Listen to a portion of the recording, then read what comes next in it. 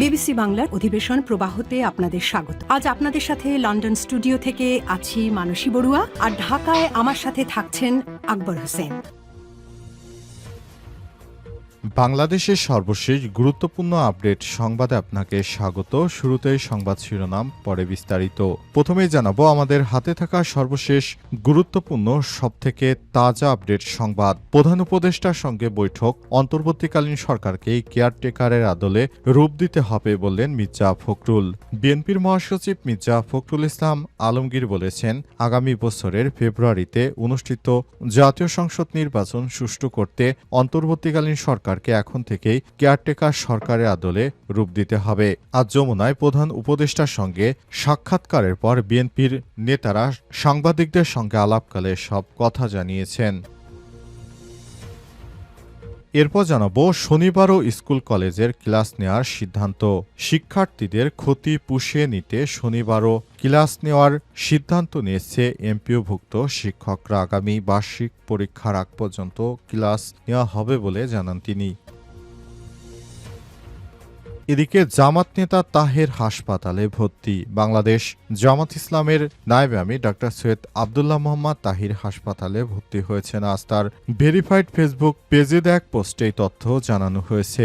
জামাত ইসলামের secretary general মিয়া গোলাম পরোয়ারের বরাতে পোস্টে বলা হয়েছে, বাংলাদেশ জামাত ইসলামের সম্মানিত নায়েবে আমির ডক্টর সৈয়দ আব্দুল্লাহ মোহাম্মদ তাহির আল্লাহর রহমতে ভালো আছেন, তবে হাসপাতালে ভর্তি আছেন।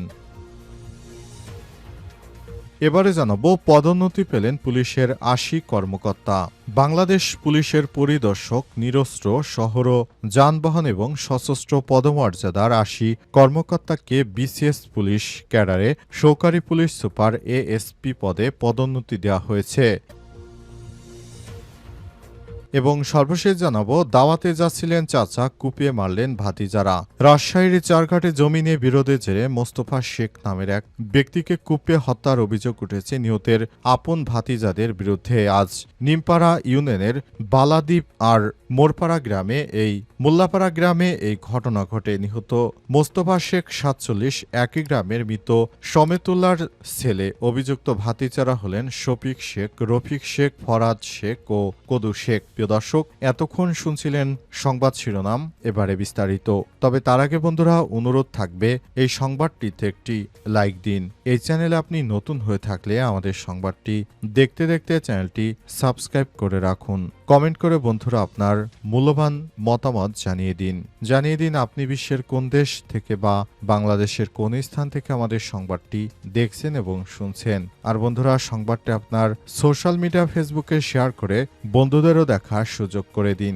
এবারে বিস্তারিত। প্রধান উপদেষ্টার সঙ্গে বৈঠক, অন্তর্বর্তীকালীন সরকারকে কেয়ারটেকারের আদলে রূপ দিতে হবে বললেন মির্জা ফখরুল।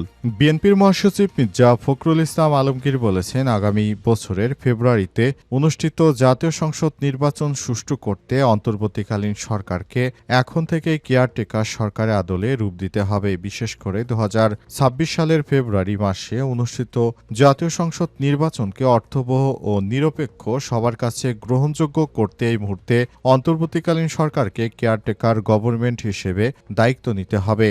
অর্থাৎ কেয়ারটেকার গভর্নমেন্ট বলতে যা বোঝায় সেই তত্ত্বাবধায়ক সরকারের ভূমিকায় তাকে যেতে হবে বলে মন্তব্য করে বিএনপির নেতারা আজ অন্তর্বর্তীকালীন সরকারের প্রধান উপদেষ্টা ডক্টর ইউনূসের সঙ্গে বৈঠক শেষে সাংবাদিকদের এসব কথা জানান। তিনি আরো বলেন, আমরা প্রধান উপদেষ্টার কাছে এসেছিলাম আমাদের কতগুলো রাজনৈতিক কনসার্ন নিয়ে কথা বলার জন্য। বিএনপির মহাসচিবের নেতৃত্বে ৩ সদস্যের একটি প্রতিনিধি দল সন্ধ্যা ৬টার কিছুক্ষণ পর অন্তর্বর্তীকালীন সরকারের সঙ্গে দেখা করতে আসে। সেখানে প্রফেসর ডক্টর মোহাম্মদ ইউনূসের সরকার অন্তর্বর্তীকালীন সরকারের প্রধান উপদেষ্টার সঙ্গে বিএনপির ৩ সদস্যের প্রতিনিধি দল দীর্ঘ সময় বৈঠক করে এবং বৈঠক শেষে এসব বিষয় তিনি জানিয়েছেন।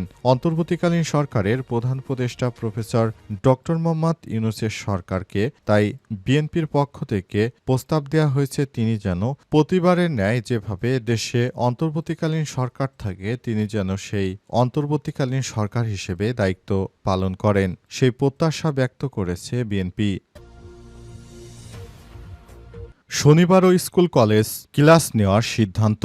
শিক্ষার্থীদের ক্ষতি পুষিয়ে নিতে শনিবারও ক্লাস নেওয়ার সিদ্ধান্ত নিয়েছে এমপিওভুক্ত শিক্ষকরা। আগামী বার্ষিক পরীক্ষার আগ পর্যন্ত শনিবারও ক্লাস নেওয়া হবে বলে জানান তিনি। এমপিওভুক্ত শিক্ষা জাতীয়করণ প্রত্যাশী জোটের সভাপতি এবং বাংলাদেশ মাদ্রাসা শিক্ষক কর্মচারী ফোরামের সদস্য সচিব অধ্যক্ষ দেলোয়ার হোসেন আজিজি এই তথ্য নিশ্চিত করেছেন। তিনি বলেছেন, আমাদের বড় দাবি পূরণ হয়েছে, এটা আমাদের বড় বিজয়। আন্দোলন করে প্রজ্ঞাপন নিয়ে বাড়ি ফিরছি, আমাদের আন্দোলন প্রত্যাহার করছি, আগামীকাল থেকে শ্রেণীকক্ষে ফিরব।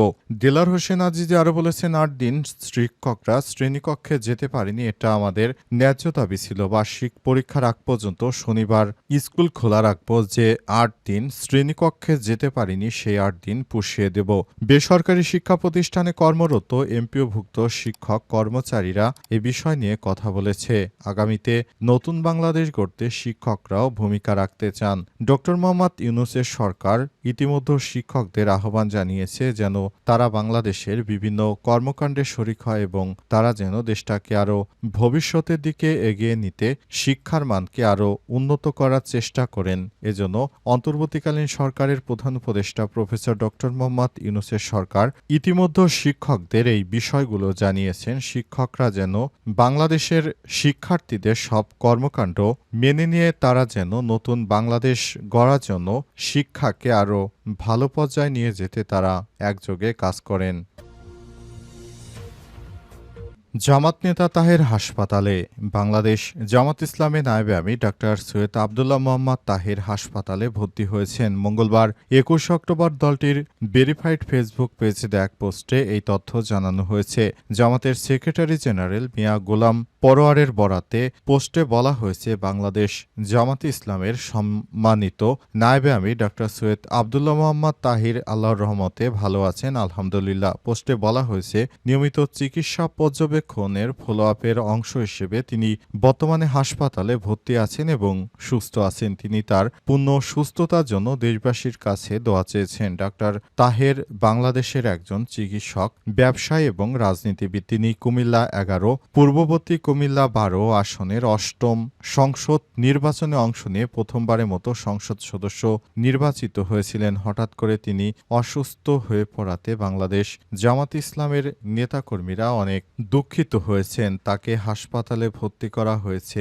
সবার কাছে তিনি দোয়া চেয়েছেন। আপনারা সবাই তার জন্য দোয়া করবেন, তিনি যেন অতি দ্রুত সুস্থ হয়ে আবার আমাদের মাঝে ফিরে আসেন।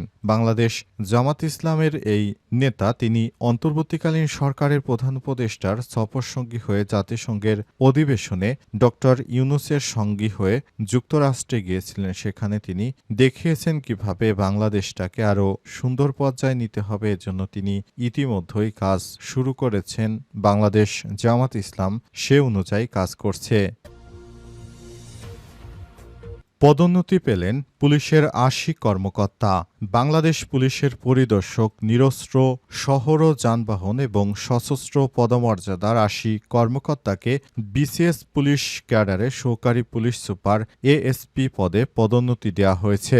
মঙ্গলবার ২১শে অক্টোবর স্বরাষ্ট্র মন্ত্রণালয় পুলিশ এক শাখা থেকে জারি করা পৃথক ৩টি প্রজ্ঞাপনেই পদোন্নতি দেওয়ার কথা বলা হয়। প্রজ্ঞাপনে সই করেন উপসচিব মাহবুবুর রহমান। প্রজ্ঞাপনে অনুসারে পুলিশ পরিদর্শককে নিরস্ত্রে ৩৩, পুলিশ পরিদর্শকের শহর ও যানবাহনে ১৮ এবং পুলিশ পরিদর্শক সশস্ত্র ২৯ কর্মকর্তাকে পদোন্নতি দিয়ে তাদের চাকরি পুলিশ অধিদপ্তরে ন্যস্ত করা হয়েছে। পদোন্নতি পাওয়া কর্মকর্তাদের যথাযথ কর্তৃপক্ষের মাধ্যমে স্বরাষ্ট্র মন্ত্রণালয়ের সিনিয়র সচিব বরাবর যোগদানের দাখিল করতে বলা হয়েছে। প্রজ্ঞাপনের জনস্বার্থে এ আদেশ অবিলম্বে কার্যকর করা হবে বলে জানিয়েছে পদোন্নতিপ্রাপ্ত পুলিশের ৮০ কর্মকর্তা।